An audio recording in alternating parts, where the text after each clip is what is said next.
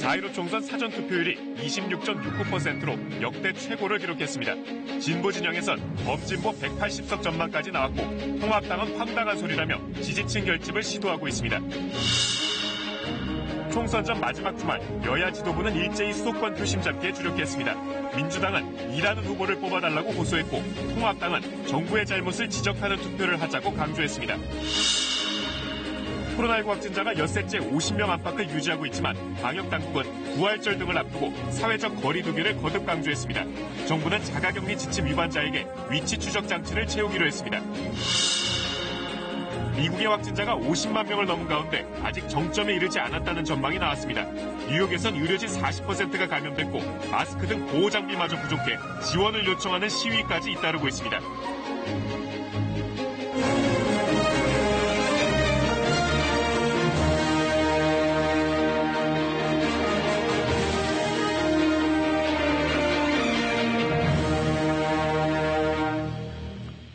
여러분 안녕하십니까. 코로나19 KBS 통합뉴스룸 9시 뉴스입니다.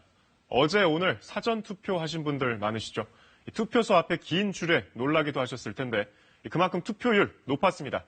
코로나19 사태로 이번 총선 투표율이 역대 최저가 되지 않을까 우려가 컸지만 어제와 오늘 이틀간의 사전투표 투표율이 27%에 육박해 역대 최고치를 기록했습니다.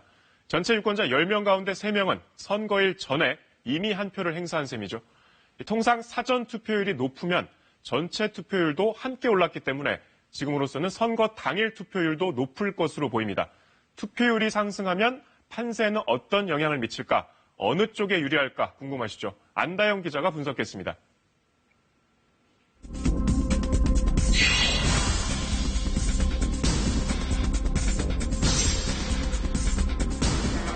투표 열기 오늘도 뜨거웠습니다. 26.69%로 지난 대선보다 0.63%포인트 높아 역대 최고치를 갈아치웠습니다. 저마다 소중한 한 표 행사였습니다. 대한민국이 좀 잘 방역을 하고 있구나 그런 걸 좀 많이 느껴서 좀 나름 소신대로 투표했습니다. 주위 여건들이 너무 힘들어해요. 뭐 이런 소상공인도 그렇고 그래서 좀 바꿨으면 해서. 지역별로는 전남과 전북, 광주 등이 높았습니다. 반면 대구가 가장 낮았고 부산 역시 저조해 영호남 사전투표율이 엇갈렸습니다.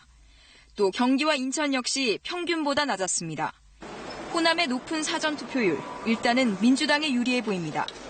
하지만 여기에 위기감을 느낀 보수층이 결집할 가능성 배제할 수 없습니다. 실제 지난 19대 대선 때 대구의 사전투표율은 전국에서 가장 낮았지만 선거 당일 몰리면서 전체 투표율은 전국 평균보다 더 높았습니다. 오히려 변수는 유권자 수가 가장 많은 경기와 인천입니다. 아직까지 투표할 곳을 정하지 못한 부동층이 여전히 많다는 얘긴데 이제 남은 건 본 투표의 투표율과 표심입니다. 사전투표에서 투표율이 좀 높아진다면 다른 시민들께서도 본선거일에도 더 많이 참여해 주시지 않을까? 통상 사전투표율이 높으면 전체 투표율 상승으로 이어진 만큼 이번 총선 투표율 역시 높아질 가능성이 큽니다. KBS 뉴스 안다영입니다. 선거전이 막판으로 접어들면서 여야의 기싸움도 치열합니다. 민주당은 원내 제1당을 넘어 과반 의석까지 넘보고 있고 심지어 유시민 이사장은 범진보 진영 의석이 180석까지 가능하다고 분석했습니다. 통합당은 황당한 소리라 폄하하면서도 섬찟하다, 견제의 힘을 달라며 지지층 결집을 호소했습니다. 임세영 기자입니다. 민주당은 과반을 넘볼 수 있다고 자신합니다. 먼저 지역구. 아슬아슬한 접전 지역에서 모두 패배한다고 해도 최소 130석은 당선된다고 보고 있습니다. 여기에 비례대표 17석을 내다봅니다. 이것만 해도 거의 과반인데 박빙인 곳 수십 곳 중 몇 군데만 이겨도 과반이 가능하다는 겁니다. 진보 진영의 유시민 노무현재단 이사장은 한 발 더 나갔습니다. 민주당이 몸 조심하느라 소극적인 것이고 실제로는 압승 분위기라고 했습니다. 범진보 180, 민생당까지 다 합쳐가지고 비례를 받는 경우에 그것이 불가능한 것은 아니다. 180석이면 국회 선진화법 벽을 넘어 법안을 통과시킬 수 있습니다. 미래통합당은 펄쩍 뛰었습니다. 그런 황당한 소리에 대해서 뭐 거기 답할 게 뭐 있어요? 그 뭐를 근거로 해서 하는지는 모르겠지만 결과를 기다리는 것이 현명할 거라고 봐요. 통합당은 동시에 여권 압승이라는 위기감을 불러일으켜 보수 지지층을 결집시키는 데 전망을 활용하고 있습니다. 박형준 위원장은 범진보 180석 예측에 동의하지는 않지만 섬찟했다면서 현실이 되면 실정이 계속되고 권력의 칼춤이 예상된다며 견제의 힘을 달라고 호소했습니다. 국민의당 안철수 대표도 집권당이 승리하면 윤석열 검찰총장을 끌어내리기 위한 온갖 공작과 술수를 다 동원할 것이라고 주장했습니다. KBS 뉴스 임세웅입니다. 네, 지금부터는 선거 전 마지막 주말 각 당 움직임 살펴보겠습니다. 민주당은 이번 총선 최대 승부처인 수도권에 당력을 집중했습니다. 당 핵심 인사들이 격전지를 찾아서 바람몰이에 나섰는데 이 키워드는 막말 퇴출, 일하는 정치였습니다. 한우리 기자입니다. 이낙연 선대위원장의 주말 첫 일정, 통합당 나경원 후보와 접전인 이수진 후보 지원이었습니다. 이른바 동물국회 패스트트랙 사태 때 야당을 이끈 상대 후보를 겨냥해 정치를 인류로 발전시킬 후보를 뽑아달라고 호소했습니다. 국회를 동물원처럼 만들고 그런 일에 대해서는 처절한 반성이 필요하다고 생각합니다. 이어진 서초, 강남 유세에선 과도한 세금은 온당치 않다며 종부세를 완화할 수 있다는 입장을 다시 강조했습니다. 이인영 위원장은 인천에 접전지를 찾았는데 막말 논란이 잦았던 통합당 민경욱 후보가 타깃이 됐습니다. 막말 정치 끝내고 바른말 정치하고 싸움 정치 끝내고 일하는 정치 만들기 위해서 임종석 전 청와대 비서실장은 통합당 후보의 이른바 세월호 텐트 막말 속에 안산 지역 후보를 지원했습니다. 막말과 저질 폭언과 폭력과 싸움이 난무했던 국회 다시 우리가 반복할 수는 없지 않습니까? 서울 광진을에는 민주당 핵심 인사들이 총출동해 고민정 후보가 대통령의 복심이라고 추켜세웠습니다. 민생당 손학규 선대위원장은 민주당이 호남을 싹쓸이하면 정권에게 괄시받을 것이라면서도 민주당 이낙연 위원장과의 인연을 내세웠습니다. 이낙연을 전남도지사로 만드는데 결정적인 역할을 했던 사람입니다. 정의당 심상정 대표는 자신의 지역구에서 진보 원로들과 함께 정의당을 지키는 것이 문재인 정부를 지키는 것이라고 강조했습니다. KBS 뉴스 한우입니다. 통합당도 오늘 수도권을 집중 공략했습니다. 김종인 선대위원장은 정부의 경제위기 대처 능력이 없다면서 날을 세웠고 황교안 대표는 큰절을 하는 읍소 전략을 이어갔습니다. 통합당의 키워드 정권 심판, 여당 견제였습니다. 홍성희 기자입니다. 김종인 선대위원장은 수도권에서도 해볼 만한 지역 10곳에 집중했습니다. 정부의 소득주도 성장은 폐업, 실업만 양산시켰다. 코로나 경제 위기에 대처할 능력이 없다. 경제 정책 점수는 0점이라고 주장했습니다. 촛불혁명에 의한 정부다 이런 얘기인데 이러면 촛불도 이제는 국민이 한숨을 너무 많이 쉬니까 이제 지절로 꺼져버린 것 같아요. 조국 사태도 부각시켰습니다. 현 정부가 말하는 정의, 공정은 거짓이라고 날을 세우고 정권 심판을 위해 더불어와 민주만 빼고 찍자고 했습니다. 마스크를 쓴다고 해서 지난 3년 동안 그게 감춰질 수가 없습니다. 그 후의 추정 세력의 잘못이 이것도 감춰질 수가 없어요. 어제 식초 큰절한 황교안 대표, 오늘도 큰절 유세에 이어갔습니다. 차가운 바닥 온도에 정신이 번쩍 들었다. 나라 망친 여당을 견제할 힘을 달라며 읍소 전략을 폈습니다. 국민의 힘으로 반드시 승리하겠습니다. 여러분 저를 도와주시겠습니까? 우리 미래통합당을 도와주시겠습니까? 박형준 위원장은 충청권을 찾아 핑크 선거혁명 바람을 수도권까지 퍼지게 하자고 했고 유승민 의원은 접전지 고양시 일대에서 통합당 지지를 부탁했습니다. 국토 종주 중인 안철수 국민의당 대표는 과반 정당 없는 국회 구도를 만들어야 한다면서 20% 이상 정당 대표를 얻게 해달라고 호소했습니다. KBS 뉴스 홍성입니다. 미래통합당은 오늘 차명진 후보의 세월호 막말 수습에 진땀을 뺐습니다. 김종인 선대위원장과 황교안 대표가 만나서 차 후보는 통합당 후보가 아니라고 거듭 강조하면서 선을 그었는데 정작 차 후보는 오늘도 통합당 선거복을 입고 선거운동을 했습니다.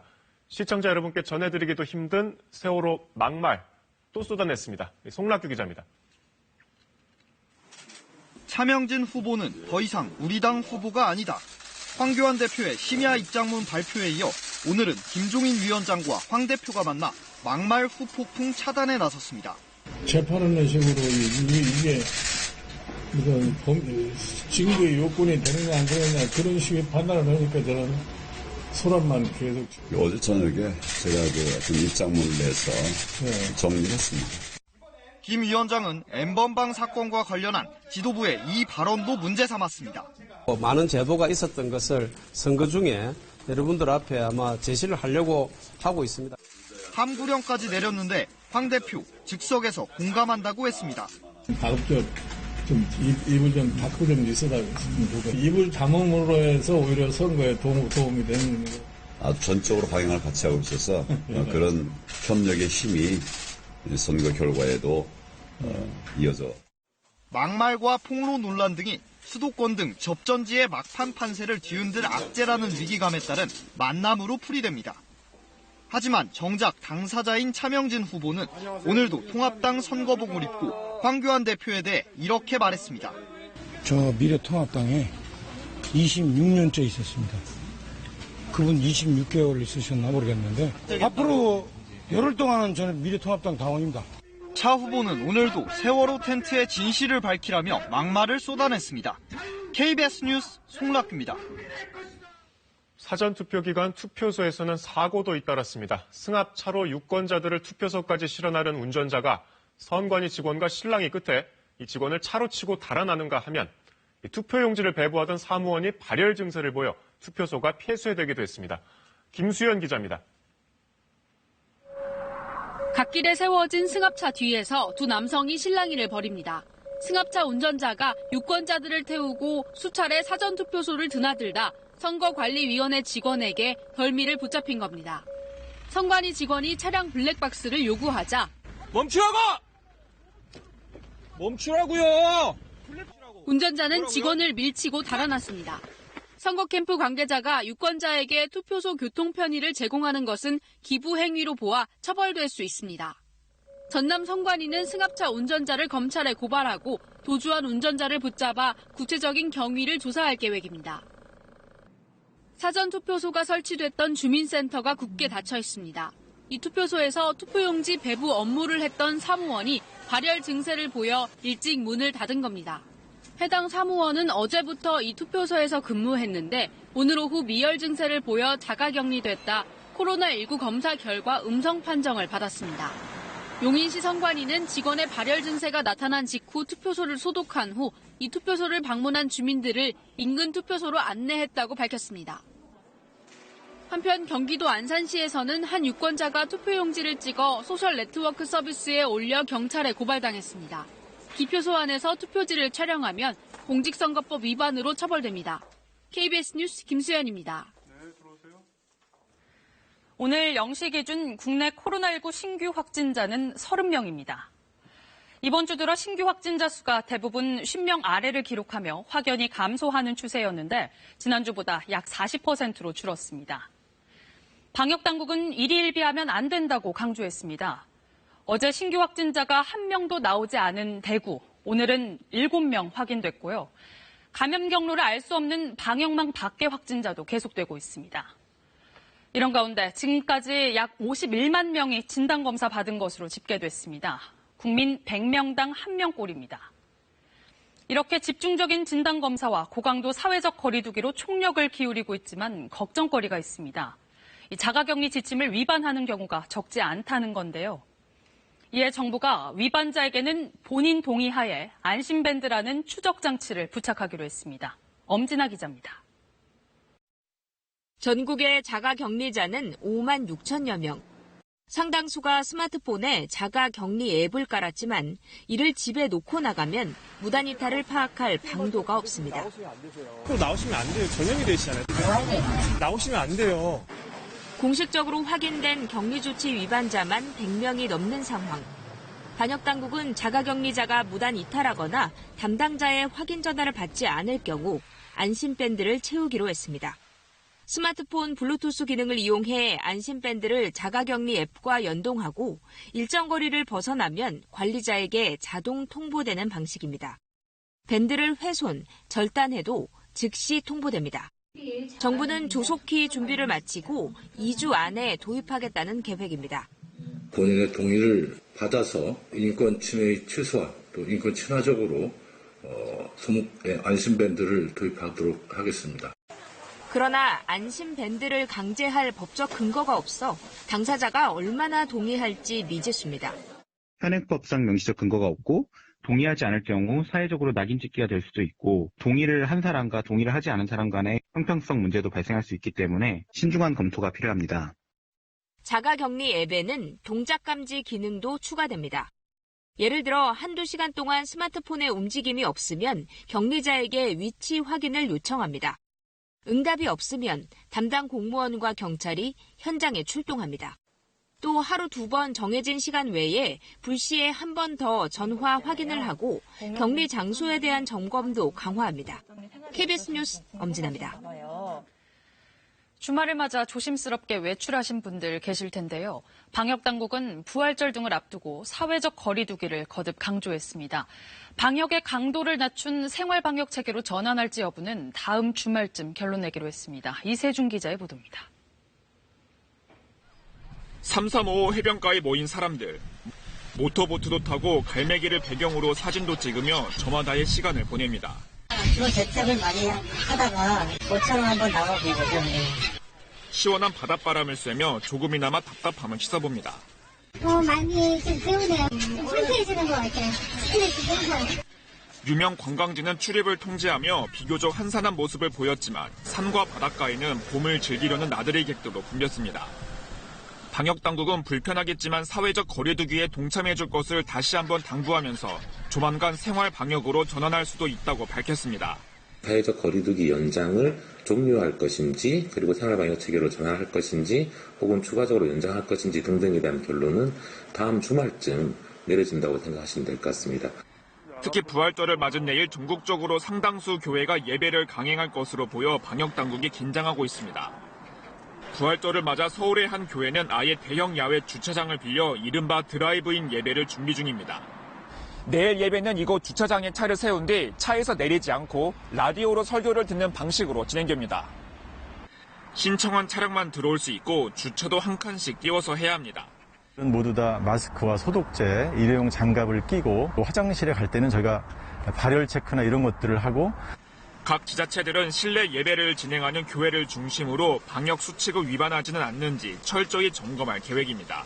KBS 뉴스 이세중입니다.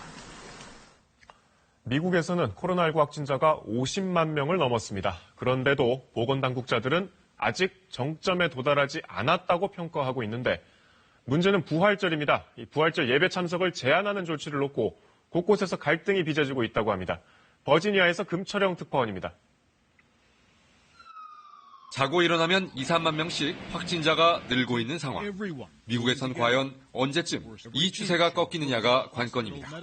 보건당국자들은 미국도 이탈리아처럼 변화의 조짐이 있지만 아직 정점은 아니란 평가입니다.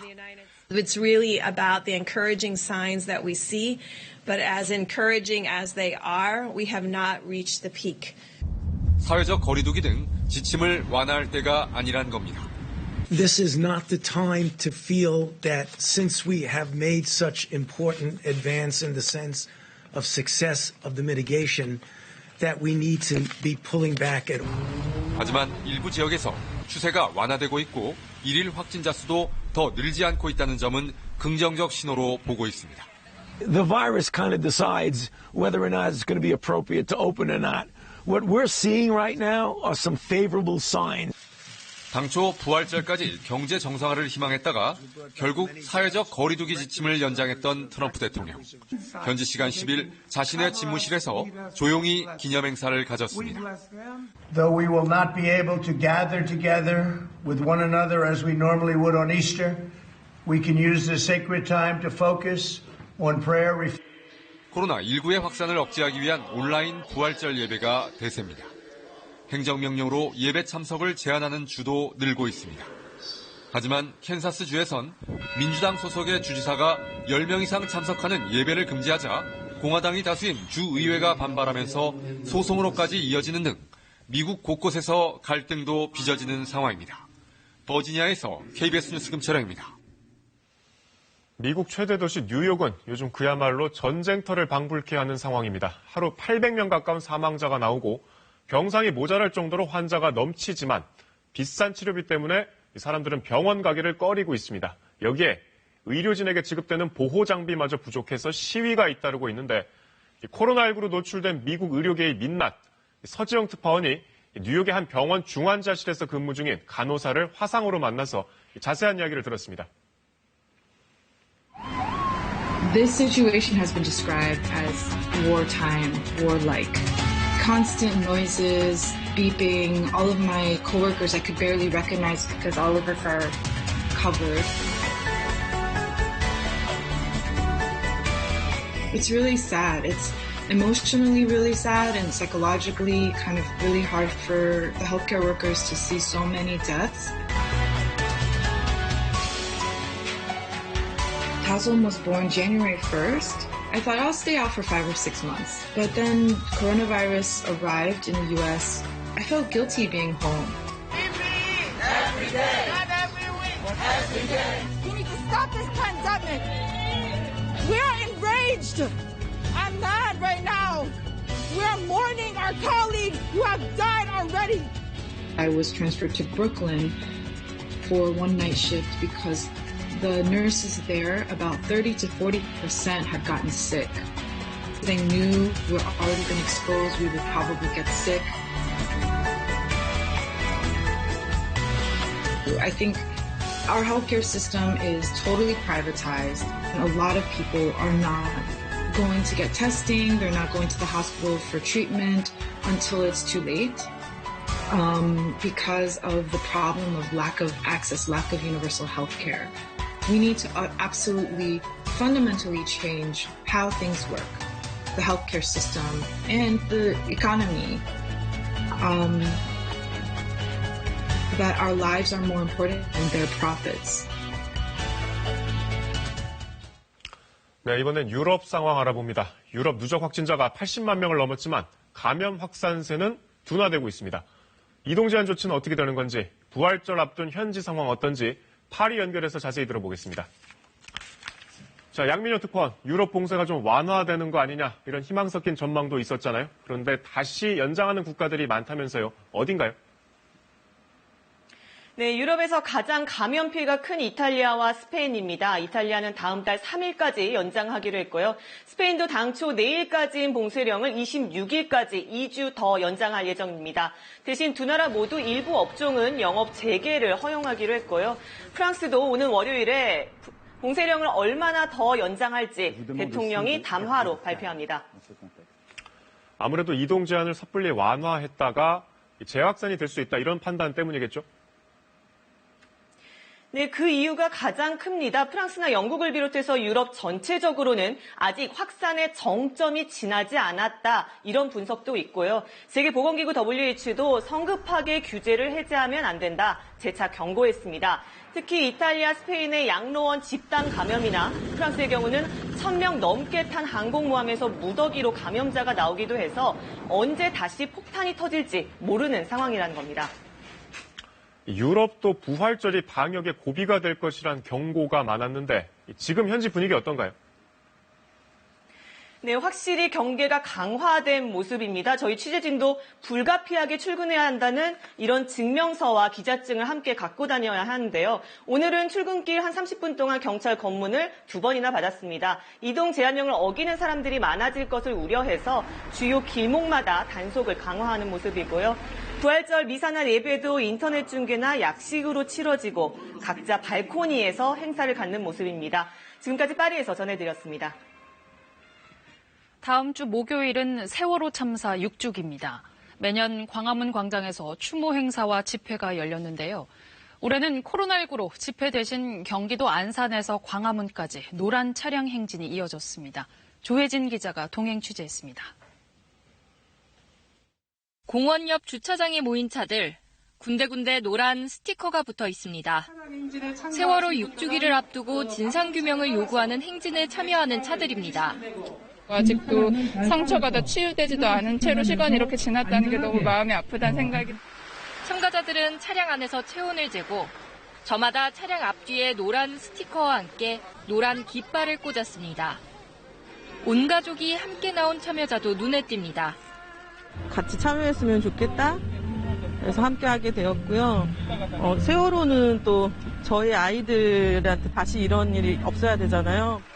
모두 182대의 차량이 공원을 출발해 행진에 나섰습니다. 세월호 참사 희생자 피해자 모독을 중단하라.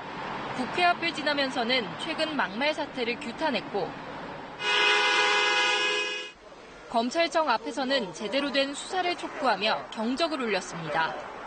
진상규명을 통한 안전한 사회를 만들어야 한다는 것, 마음이 하나라고 하는 것을 보여주기 위한 일렬로선 노란 차량이 마지막으로 향한 곳은 광화문 광장.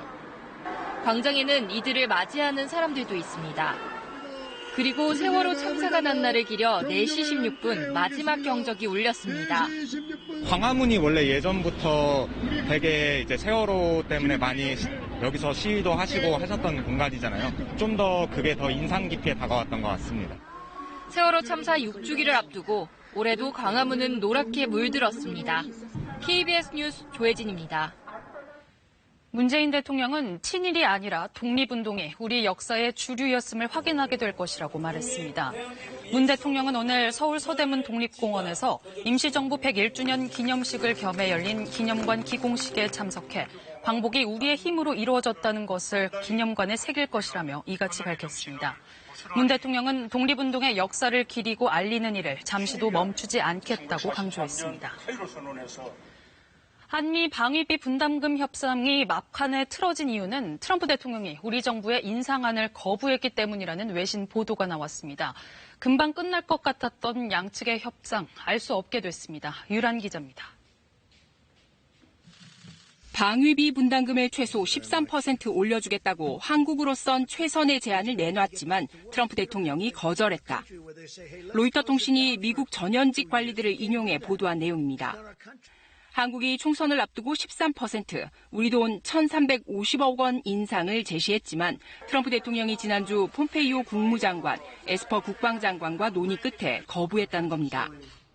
협상에 밝은 우리 정부 관계자도 이를 확인했습니다. 13% 인상안을 제시한 게 맞다면서 한미 실무협상단 간에는 이미 합의안까지 나왔다고 밝혔습니다. 결국 트럼프 대통령이 막판에 협상안을 틀었다는 뜻입니다. 협상안을 거절한 뒤 에스퍼 장관은 다시 한번 한국 측에 방위비 분담 협상 조기 타결을 종용했다고 이 통신은 보도했습니다.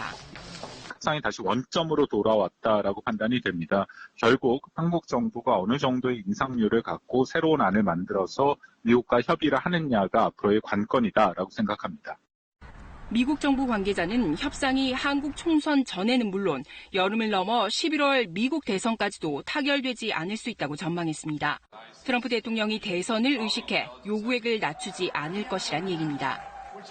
이에 대해 외교부 핵심 당국자는 우리 정부 역시 새로운 협상안을 내놓을 계획이 없다고 밝혀 협정 공백 장기화 가능성이 높아 보입니다. KBS 뉴스 류란입니다. 온라인 계약 준비하느라 학부모들이 챙겨야 할 게 많아졌죠.